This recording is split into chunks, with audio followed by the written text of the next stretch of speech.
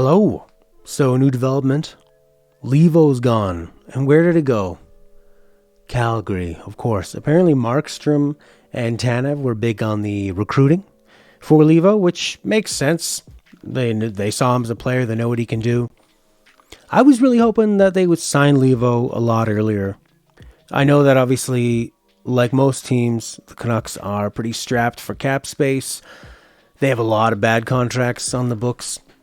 It's hard for teams to move their bad contracts right now, and the players that the Canucks have that are expensive are not attractive to anybody. Nobody wants a Sutter, nobody wants an Eriksson. But I really thought Leivo, for what he offers, his ability to play on any line, he's got a good shot, he's not super fast, he can play defensive, he's the kind of guy it seems like Travis Green really liked having around. And he was a guy that had his value dropped way down by Toronto to the point that he was basically just given to the Canucks for another chance. It was almost like Toronto's like, you look at a team like Toronto and these other teams, they're loaded when it comes to depth. And right now the Canucks, their depth is looking pretty thin after you lose. I mean, if you look at right wing, you lose to Foley. So now on the right wing, they've got Besser, Virtanen, Eriksson, and McEwen. Now, Ferland, they say in Cap Friendly he can play left and right wing, but he shoots left, so I'm assuming he's going to be in left, and you can't count on him being able to finish a season. Sutter also can play a right wing.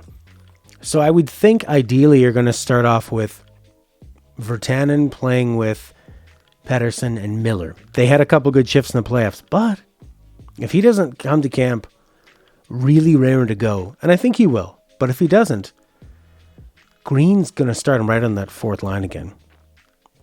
Is Eriksson going to show up raring to go? I mean, what does he have to lose at this point?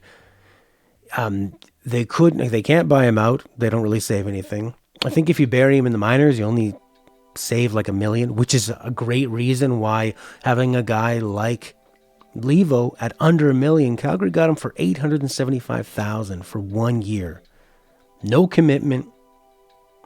Nothing. You have a sub $1 million player who you know can be productive at his clip. Now, saying that, the guy shattered his knee. And there have been examples of players who have shattered their knees, and it's not been pretty when they try to come back. He's already a slow guy. This could hurt him. We saw with Russell, he seemed to lose a step after his injury. So was it just too much of a risk that the Canucks didn't want to take on him? But again, it's like the guy makes less than $1 million. You can bury that in the minors. There really was no downside to signing him. And I just feel like, again, Benning and the Canucks took too long to come around to him because apparently they had said that they made an offer to him and that it was similar to the Calgary offer. And what I'm thinking is that they probably ignored him and left him hanging for so long. This is a guy who was already on the fringe, was given up on by Toronto, had a great year with the Canucks, and then had a terrible injury, and now he's watching that all these teams are dealing with a flat cap for probably like another 2 or 3 years, when teams were expecting 3 years from now to be dealing with a cap of $90 million. And now they're going to be stuck at this number for the next few years. You're seeing that some players are going to be panicking. And Leivo is not a guy that a lot of teams are knocking on his door to get to, especially after a big injury. So I thought, man, he's ripe for the pickings to get on a cheap deal. And you couldn't have knocked that out like leading up to free agency. You couldn't have just said, look, we liked what you did. We know you have the injury. Here's a year contract for $900,000, $800,000, whatever. I'm sure he would have taken it right away. It was probably all of this uncertainty of Benning going around trying to get everybody else except the players that are on his team. This reminds me of when I used to work on the cruise ships playing music. Every week we'd have like a big party, a big dance. So you'd kind of do some work like, talking to different girls throughout the week and, see who's interested. And then at the big party, you'd kind of make your move. And my problem was I would always I'd do the betting, and I would kind of be interested in a few girls. And then what happens is if you don't pick one, you lose them all. They say, what is a bird in hand is better than two in the bush. And right now, all the Canucks are in the Calgary bushes. And Benning, it's not all bad, because he still has Schmidt in his hand. And that was a hell of an acquisition. Man, it's like every time Benning stupefies you with what he does something else equally stupefying, but in a positive light. If he didn't get Schmidt, and we were looking at this team that had, oh my God, all these guys leave and no Schmidt, that'd be terrifying. Or even if he'd gotten Oliver Ekman-Larsson, I would have been really worried about that. I mean, Schmidt has a high enough cap hit at $6 million that Vegas couldn't handle him because they wanted to bring in Pietrangelo. But what was it, 8+?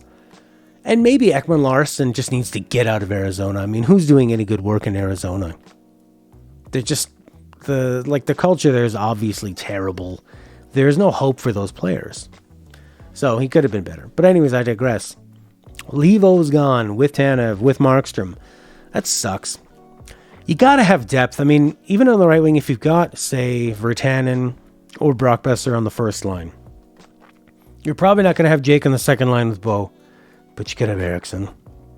You could have Mott. I think Mott would be great with Bo Horvat. He's defensively responsible. He's fast. He throws hits. The guy can score. McEwen's probably going to be in the fourth line. Or you have Sutter in the third or the fourth line. Maybe Ferland's in there. But that's it. You know, on your left side, you've got Miller up at the top. Pearson seems to play fine with Bo. Maybe Ferland. Oh, I'm sorry. Mott is on left wing. And then Roussel. And then maybe Sven Berchi. Because people get injured. So yeah, on your right side, I mean, Eriksson's going to be... He's going to be in there. He's going to be in that starting lineup. Oh my God, he's going to be in the starting lineup. And if there's any injuries, he's going to be playing some significant time on the top six. So I was pretty disappointed to see that. I think you were risking nothing by giving him $1 million or less if you want to lowball him. He was, I think, resurrecting his career with the Canucks last year. And if he took $875,000 to go with Calgary, I'm sure that if the Canucks would offer him that many months ago, or just it seemed to communicate with him more. I mean, the thing is, like, if they had made no contract with him, which also seems kind of rude, it's like ghosting somebody, then you could understand, okay, if the Canucks didn't want him, they're wary of his knee injury and they're just going to let him go. But to hear that they also made an offer to him, that's the part that gives you a bad taste in your mouth when you see, okay, Tanev went to the Flames, but then the Canucks also offered him a contract, and it was too little too late. And they tried to get to Foley, and it was too little too late. And Markstrom was going to go because he was the big fish. And he's been amazing the last couple of years, and Calgary needs a goalie. But for them to also go back and miss out, because it just makes you think, are you not managing your time? Are you not able to communicate to these players properly? Are you not showing them the respect? But you'll bend over backwards for somebody like Oliver Ekman-Larsson or Tyler Myers. And you look at this roster and like, what was the big deal about getting Tyler Myers? Yeah, the guy won. Did he win Rookie of the Year? And he was tall and he could skate. He's still tall. He can skate, kind of. For the first half of his shift, he can skate. And then he's going to park his ass right in front of the goalie. It just looks so stupid when you're paying this guy $6 million and he's not ever going to play on your top line unless, well, he could play with Hughes. But, I mean, that's more like, because Hughes is so good, you can put him with somebody. Like you see a lot of teams, they might have 3 great defensemen and put him as the strong anchor in a good way on each defensive pairing, and then have somebody else who complements them nicely. But to pay him $6 million and see him on your third pairing is, I mean, I know Benning signs contracts, he doesn't make the lines, but you'd think you would. I mean, it's the book has been out on Myers for years before he was signed. Was that he's just not going to be as good as he was, as that potential was. It's like the same thing with Besser. Besser had that big rookie year. Now you got to pay him. So I mean, trade Brock while people still value him as much as Benning seemed to value Myers. So I don't know what else is going to happen throughout the season. I mean, there are probably some like bargain players out there in the periphery, and each day that passes, they're getting more desperate, but I don't know who they are. That's the other thing, like this Harlebuck or whatever, Harlechuk, little gutsy grinder guy who had like 7 points in 11 games with Ottawa. That's a good signing too, but wouldn't you like to have him and Leivo? Wouldn't that be great? Oh, I did actually. What position does that guy play? Harlebuck, Harlechuk. It's not even on cap friendly. So he's got to play one of the wings. Maybe Leivo thought, I'm not going to have a chance to crack this lineup. How can I get past such amazing right wingers as Zach McEwen and Louis Eriksson? And Virtanen just got paid, so they're obviously going to want to put him ahead of me. Okay, well, who's Calgary got then? Calgary Flames, cap friendly. Who are their right wings? You've got. It says Matthew Tkachuk is a left wing and a right winger. Sure. Elias Lindholm, Andrew Mangiapane is a left wing, right wing. Dylan Dubé, they say he can play left wing, right wing. That guy's killer. He was so good in the playoffs. Man, and Dominic Simon. I don't know enough about these guys, but I mean, to even know which one position they play. Seems like if you make less than $1 million, you say, I can play left wing, right wing, whatever you want me to play. Whatever will get me that contract. So, I mean, Dominic Simon playing right wing, left wing, he makes less than $1 million. Joachim Nordstrom, he's a left winger. So, who knows? Andrew Mangiapane, he's $2.4 million. He's playing, they say he plays both wings.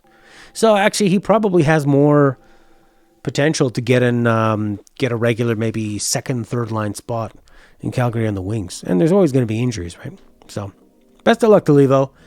I hope he comes back and gets, like half a point a game or less and is defensively responsible and can play up and down the lineup and impresses. If he can impress another coach, then maybe there'll be a little bit of a bidding war for him after this one, and he can get like a 3 or 4 year deal or something for $2 million, $3 million, probably like 2 or 3.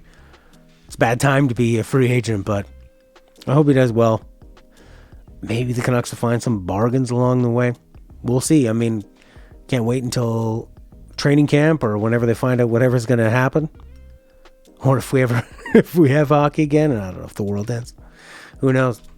But we're probably going to be seeing Jake on that first line.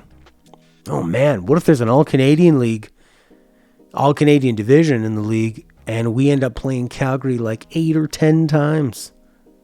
That's going to be a crazy rivalry. You know what I hope they do? If they're really stuck, they're like, okay, we have to have these, Canadian division. Why don't you just go to each place and and maybe you quarantine and then maybe you play like a series against that team, like sort of how, doesn't baseball do that? I don't watch baseball, but I think they do something like that. You could do like 3, 4, 5 games against, with 2 teams at one time, and they kind of stick in a bubble together or a little hub for a week.